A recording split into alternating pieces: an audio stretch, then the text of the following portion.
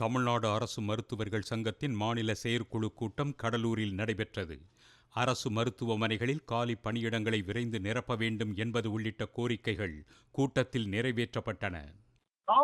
நோயாளிகள் எண்ணிக்கையை வச்சு டாக்டர்ஸ் நம்பர் கொண்டு வந்தோம்னா 2 மடங்கு தேவைப்படும். 20,000 பேர் இருக்காங்க, 35,000 டாக்டர்கள் தேவை. அது உடனே செய்ய முடியாது. அரசாங்கத்துக்கு ஃபைனான்சியல் பர்டன் இருக்கு, அவங்க அதை செய்ய முடியாதனால ஒரு 25% கூட்டுங்க அப்படின்னு சொல்லிட்டு. தேனி மாவட்டம் ஆண்டிபட்டி அருகே 14 வயது சிறுமியை திருமணம் செய்து கர்ப்பமாக்கிய வழக்கில் விக்னேஷ் என்பவர் கைது செய்யப்பட்டார். மேலும் விக்னேஷின் பெற்றோரும் சிறுமியின் தாயாரும் கைது செய்யப்பட்டுள்ளனர். காஞ்சிபுரம் மாவட்டத்தில் மிகப்பெரிய ஏரிகளில் ஒன்றான தாமல் ஏரி அண்மையில் பெய்த கனமழை காரணமாக நிரம்பி வழிகிறது. ஏரியின் அழகை கண்டுகளிக்கும் அப்பகுதி பொதுமக்கள் உபரி நீரில் குளித்து மகிழ்கின்றனர்.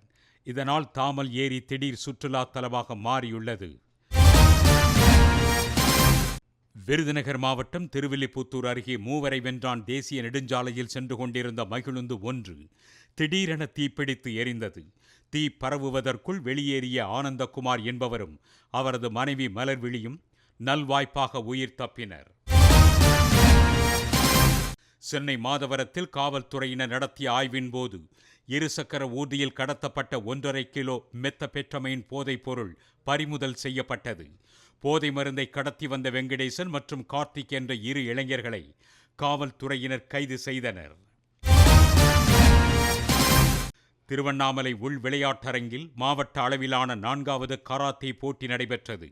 மாவட்டத்தின் பல்வேறு பகுதிகளில் இருந்து 600க்கும் மேற்பட்ட வீரர் வீராங்கனைகள் இந்த போட்டியில் பங்கேற்றனர். 5 பிரிவாக நடைபெற்ற போட்டியில் வெற்றி பெற்றவர்களுக்கு பரிசுகளும் சான்றிதழும் வழங்கப்பட்டன. வெற்றி பெற்றவர்கள் சென்னையில் நடைபெறவுள்ள மாநில அளவிலான போட்டியில் பங்கேற்க உள்ளனர்.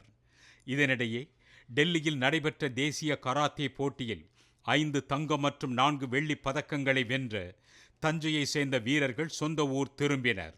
பதக்கங்களுடன் வந்த அவர்களுக்கு உற்சாக வரவேற்பு அளிக்கப்பட்டது. மேட்டுப்பாளையம் அருகே சிறுமுகை கோத்தகிரி வனச்சாலையில் சென்ற ஊர்திகளை பாகுபலி காட்டு யானை வழிமறித்ததால் பரபரப்பு நிலவியது. யானை நீண்ட நேரம் ஒரே இடத்தில் நின்று கொண்டிருந்ததால் ஊர்திகள் ஆங்காங்கே நிறுத்தப்பட்டன. தகவல் அறிந்து சென்ற வனத்துறையினர் பாகுபலி யானையை காட்டுக்குள் விரட்டிய பிறகு ஊர்திகள் புறப்பட்டு சென்றன. திருப்பத்தூர் மாவட்டம் ஆம்பூர் காதர்பேட்டை பகுதியில் அமைந்துள்ள நாகூர் ஆண்டவர் தர்காவில் 67வது சந்தனக்கூடு விழா கொண்டாடப்பட்டது. இதில் பங்கேற்ற இஸ்லாமிய மக்கள் சந்தனத்தை குடத்தில் சுமந்தவாறு தர்கா நோக்கி ஊர்வலமாக சென்றனர். பின்னர் தர்காவில் கொடியேற்றப்பட்டு அன்னதானம் வழங்கப்பட்டது. கோவை ஜிஎன் மில்ஸ் பேருந்து நிறுத்தம் அருகே பில்லூர் கூட்டு குடிநீர் திட்ட குழாயில் உடைப்பு ஏற்பட்டதால் நீண்ட நாட்களாக தண்ணீர் வீணாக வெளியேறி வருகிறது. இதனால் அந்த பகுதியில் திடீர் குளம் உருவானதுடன் சாலையும் சேதமடைந்துள்ளது. இதுகுறித்து புகார் அளித்தும் அதிகாரிகள் நடவடிக்கை எடுக்கவில்லை என கூறிய பொதுமக்கள் தண்ணீர் தேங்கி நிற்கும் பகுதியில் நாற்று நடும் போராட்டத்தில் ஈடுபட்டனர். புதுச்சேரி காமராஜர் சாலையில் பொலிவுறு நகரம் திட்டத்தின் கீழ் பூமிக்கு கீழே புதைக்கப்பட்ட கம்பி வடங்கள் இன்னும் சரியாக மூடப்படவில்லை. இதனால் சாலை சேதமடைந்து காணப்படுகிறது. இந்நிலையில் மூடப்படாத அந்த பகுதிக்கு சுந்தர்ராஜன் என்ற சமூக ஆர்வலர் மாலை அணிவித்து இறுதிச் சடங்கு செலுத்தியதால் பரபரப்பு நிலவியது.